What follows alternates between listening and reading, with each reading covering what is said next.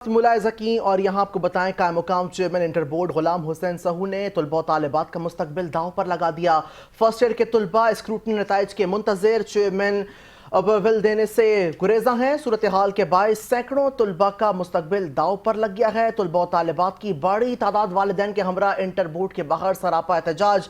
مزید تفصیلات جانتے ہیں نمائندہ خصوصی ادریس ارائیں سے۔ جی ادریس، کیا تفصیلات ہیں؟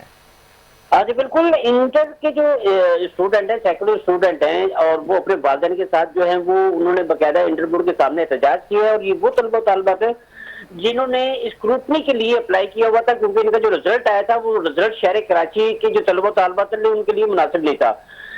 وہ طلبہ طالبات جن کا A1 اور A گریڈ آتا تھا وہ بےچارے فیل ہو رہے تھے، اور جو بہت ہی کم مارکس دیے گئے تھے، تو انہوں نے باقاعدہ اسکروٹنی کے لیے اپلائی کیا ہوا تھا، اور سینکڑوں ایسے طلبہ طالبات ہیں جنہوں نے آگے یونیورسٹیز میں داخلہ لینا ہے، لیکن وہ رزلٹ کی وجہ سے آگے چپ بیٹھے ہوئے، کیونکہ اسکروٹنی کا رزلٹ آئے گا تو پتہ چلے گا۔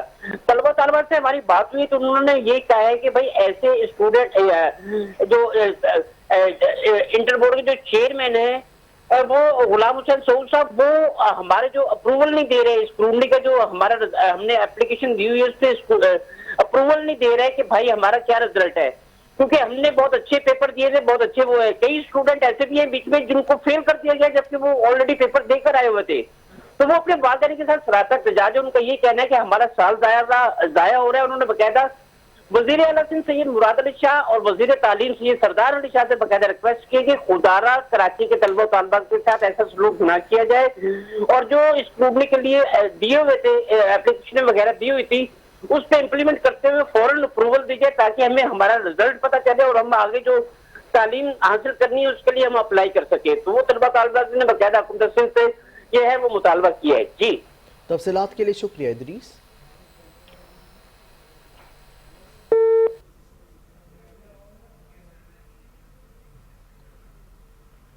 اور